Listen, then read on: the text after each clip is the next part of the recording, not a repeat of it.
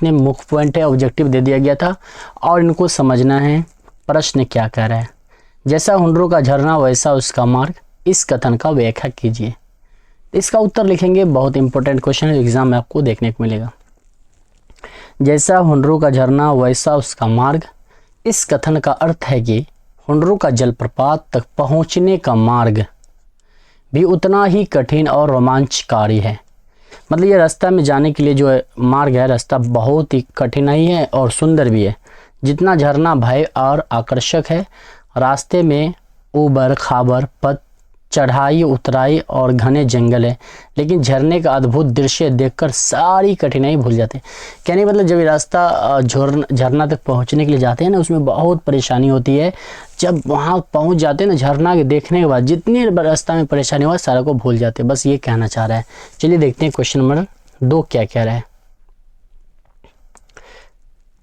Question number 2 को देखिए, हुंडरों का झरना कैसे बना। क्वेश्चन आएगा आपका एग्जाम में, तो इसको लिखना है। हुंडरों का झरना स्वर्ण रेखा नदी से बना है। नदी बहते बहते अचानक गहरी खाई से गिरती है। जल के तेज प्रवाह चट्टानों को काटते हुए नीचे गिरता है और इस प्रकार प्राकृतिक रूप से झरना बन जाता है। समझ आ रहा है हुंडरों का झरना कैसे बना। इस पॉइंट को आपको समझ लेना है और हूबहू लिख देना है। चलिए क्वेश्चन नंबर 3 को देखते हैं। क्वेश्चन नंबर 3 क्या कह रहा है, 3 को समझिए। स्वयं झरने से भी ज्यादा खूबसूरत मालूम होता है। स्वयं आगे का दृश्य, उस दृश्य की सुंदरता का वर्णन अपने शब्दों में कीजिए। झरने से आगे का दृश्य उतना मनोहारी है। झरने से गिरा जल छोटे छोटे धाराओं में बहता है। आसपास हरी भरी हरियाली और ऊंचे वृक्ष है। सूर्य की किरणें जल की बूंदों पर पड़ने पर इंद्रधनुष बनाती है। चिड़िया के चहचहाट और पैरों पर चमकती बूंदें दृश्य को और आकर्षक बनाती है।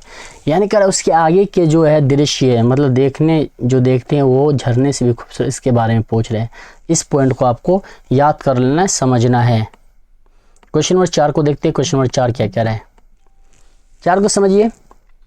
प्रस्तुत पाठ के आधार पर समझाइए किसी वर्णन को रोचक बनाने के लिए किन किन बातों पर ध्यान देना चाहिए। अगर किसी को रोचक अच्छा बनाने के लिए किन किन बातों पर ध्यान देना चाहिए, आइए देखते हैं क्या कह रहा है। किसी वर्णन को रोचक बनाने के लिए ध्यान देने योग्य बात यह है।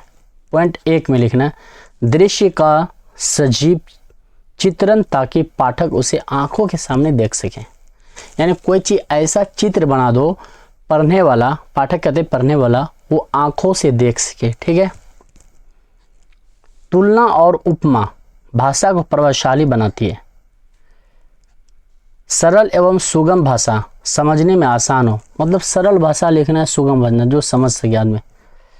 भावनात्मक अनुभव और भावनाओं को जोड़ना, मतलब आपका जो अनुभव है, जो भावना है, उसको ऐसा लिखना है ना कि पाठक पढ़ने वालों को समझ में आना चाहिए कि रियलिटी यही है, जैसा हम लोग हुंडरों का झरना पढ़े हैं। प्राकृतिक सुंदर अवधारणाओं का समावेश, जैसे जल की गरजना, मोती जैसी बूंदे। आई होप कि इसमें टोटल 4 क्वेश्चन थे और इसका जो मोस्ट इम्पोर्टेंट ऑब्जेक्टिव था वो भी दे दिया गया और जितने मुख्य पॉइंट थे वो भी दे दिया गया। आप इनको अपनी कॉपी में नोट कर लें।